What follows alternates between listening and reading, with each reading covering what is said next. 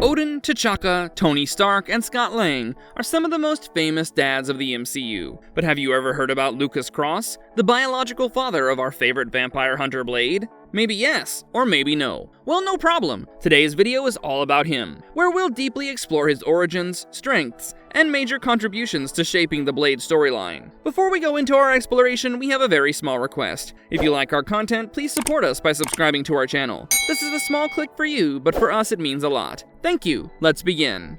Number 1. Origin and History. Created by Mark Guggenheim and Howard Chaykin, Lucas Cross first appeared in 2006's Blade the Vampire Hunter Issue 1, as a 6 foot 6 inches tall, 224-pound bald man with brown eyes, who lived with his pregnant wife, Tara, in Latveria during the early 20th century. He's the leader of the Order of Tyrana, a secret organization that heavily specializes in occult matters, specifically targeting vampires. But being a tall and strong physical specimen didn't make Lucas invincible, as he struggled with cancer and tried gypsy magic for its cure, but failed. But the worst was yet to come for Lucas Cross. As the leader of the Order of Tyrana, he protested against the atrocities of the tyrant, Vladimir Fortunov, which eventually led to his downfall, as Vladimir ordered his men to arrest Lucas and his family. Following the orders of their master, Fortunov's soldiers marched toward Lucas' abode to put him behind bars. But before that, Oleg Speciali, one of Lucas' friends, informed him regarding Fortunov's warrant and arranged his escape. But when Fortunov's soldiers arrived earlier than expected, Lucas asked Tara to take refuge in London at the brothel of Madame Vanity, another undercover member of the Order of Tyrana.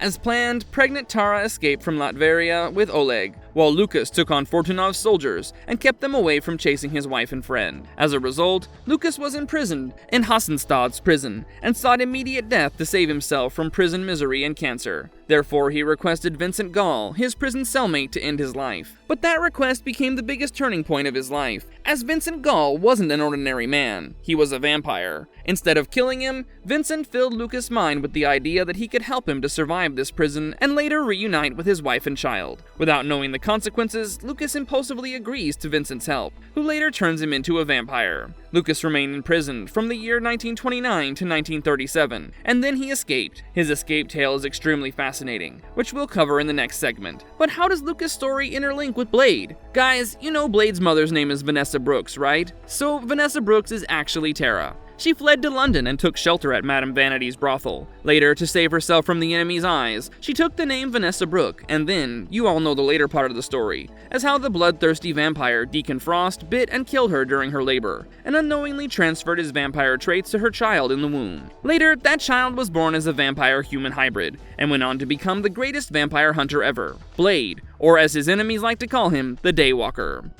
Number 2. Role of Lucas Cross in the Blade lore. Lucas Cross's first encounter with Blade. Dr. Victor Von Doom requested Blade to save his mother, Cynthia Von Doom, back in time, when she was carrying him in her womb in a prison. And surprise, surprise, the time that Doom wanted to send Blade to was 1937, and the prison was in Hassenstad, the same place where his biological father was imprisoned. 1937 Latveria was a period that was ruled by vampires, and Doom feared that any threat to his mother would alter his present timeline. Blade accepted Doom's request with a hidden motive to kill Cynthia to stop Doom's meteoric rise to power in the current timeline. As planned, Blade traveled to 1937 and reached the prison to find Cynthia, but there he encountered his biological father, Lucas Cross, who had now grown into an extremely dangerous being during his long stay in the prison. Lucas helps Blade to locate Cynthia, and in return, Blade helps him escape from the prison. Now you understand why his escape is fascinating, as it was a twist of fate. After that, Blade found and joined Cynthia to muscle out all the vampire guards and escape from this ruthless place without harm. After the escape, Blade wanted to put his motives into action and kill Cynthia,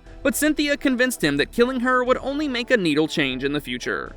Second encounter with Blade. After the escape, Lucas moved to the States, but continued his service as the leader of the Order of Tyrana. After that, he trained and improved his superhuman speed, strength, stamina, agility, reflexes, and even mind control for years. He also gained political supremacy, which enabled him to gather financial resources and unchecked power at will. With time, Lucas also planted some of his men, or rather vampires, in S.H.I.E.L.D. as his undercover agents to gain access to highly classified information on superheroes, villains, and other extraterrestrial threats. Through the SHIELD database, he collected the information about Blade, and was shocked to discover that Blade was his real son. The only weaknesses that still remained in him were the ones which were commonly found in any other vampires, such as the need to consume blood on a regular basis, and vulnerability to silver, garlic, sunlight, religious symbols, a stake through the heart, etc. One day, Manning, a senior official in the NSA and Cross's close associate, gave him a translation of an ancient vampiric prophecy. Initially, Manning was clueless regarding the prophecy, especially the first two lines. A father in chains, freed by a son not yet birthed. But when Lucas saw that line, he immediately understood that it had something to do with Blade, as Blade was the one who freed him from the shackles of Hassenstadt many years ago. When they went through the entire translation, Lucas understood that Blade was the chosen one who could restore the souls of the vampires. After becoming a vampire, Lucas always wanted to restore his soul so he could renounce immortality, atone for his sins, and even escape the curse of vampirism. Using his minions in SHIELD, Lucas discovered the whereabouts of Blade, kidnapped him, and chained him with reinforced titanium to weaken his powers. Blade was furious at Lucas for treating him like an animal, and wanted to kill him at the first chance. But Cross calmed things down when he revealed his true identity to Blade, which shook him to the core. Blade dismissed everything with disbelief, but Lucas had no time to waste, so he immediately told him about the prophecy, and asked Blade to drink the blood of the virgin girl tied next to him, to fulfill the next step of the prophecy. He then went away to give Blade some time to think about his decision to drink the blood of the girl or die due to starvation. However, Blade resisted his temptation to drink the young girl's blood,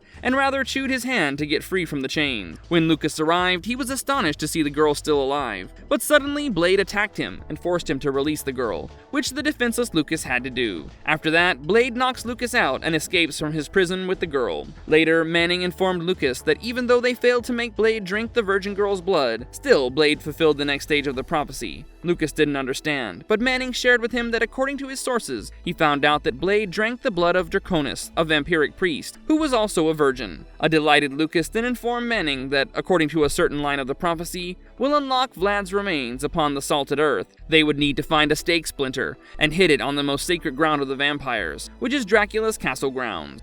But what is a stake? According to classic European tradition, people or vampire hunters incapacitate a vampire or prevent any corpse from turning into a vampire by striking a stake, a wooden or metal stake, into their heart. Lucas needed a small portion or splinter of that stake filled with the vampire's blood, and he tried to collect one from none other than the vampire king, Dracula, even before he knew anything about the prophecy. But Blade destroyed his plan. In a fearsome battle, Blade defeated Dracula by striking and inserting a stake through his heart. Not only that, he also got the best of vampirized Spider-Man and handed both of them over to the agents of SHIELD, unaware of the fact that those agents were actually undercover vampires working for Lucas. They wanted a splinter from Dracula's stake for future use. So, when Blade uncovered their truth, he brutally crashed the helicarrier Pericles V, which was carrying Dracula, and destroying all the vampires, including those who were collecting the stake splinter. Later, Lucas sent his men to find Dracula and the stake splinter from the crash site, but found nothing as both Dracula and the stake splinter were missing. Returning to the present time, on one end, where Lucas was ecstatic with the progress of the prophecy, Blade was learning the true roots of his life. He found an old letter from his mother's coffin and discovered that Lucas was indeed his true father. To know more about the prophecy, he went to meet Lucas, who showed him his vampiric form. Lucas further told him that he became a vampire to unite with his wife and son one day. Lucas also informed Blade that he had already fulfilled the prophecy by drinking the virgin blood of Draconis. Blade understood that Lucas was no longer a threat and decided to let him live, but it was all Blade's plan. Blade's associate, Hannibal King, had stolen the prophecy from Lucas' data,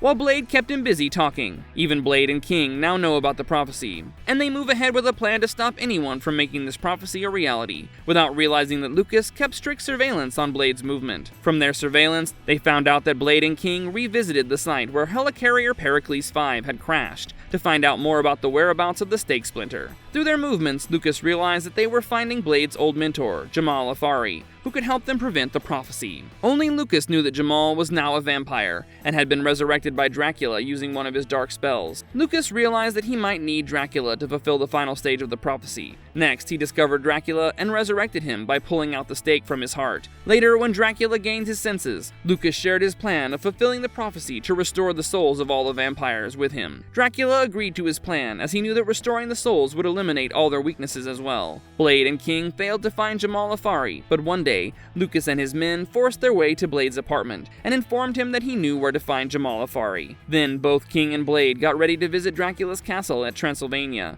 as the line "upon the salted earth" in the prophecy meant the grounds of Dracula's estate. Upon arriving arrival, Lucas revealed that the fulfillment of the prophecy would actually mean the revival of the souls of all vampires. He brought in the stake splinter, or in the prophecy terms, Vlad's remains, soaked in Dracula's blood, and ordered Blade to stick it on the ground, and also destroy his amulet, which granted him immortality and fulfilled the prophecy. But Blade refused, as reviving souls in vampire bodies would make them invincible. With no other options left, Lucas ordered one of his men to bring Afari. Afari came in front of everyone, and Lucas threatened to kill him if Blade refused to fulfill the prophecy. Still, Blade stood firm, but just like Lucas, King always wanted to restore his soul. So with a change of heart, King attacked Blade. But Blade got the upper hand and killed King by inserting a stake through his heart. Then Blade incapacitated Lucas' henchman, but suddenly Dracula attacked Blade through an ambush and took him out of the castle and forced him to fulfill the prophecy. But Blade still refused to do it. Infuriated, Dracula went to kill Jamal, as Blade tried to stop him. Suddenly, Lucas dropped the stake splinter,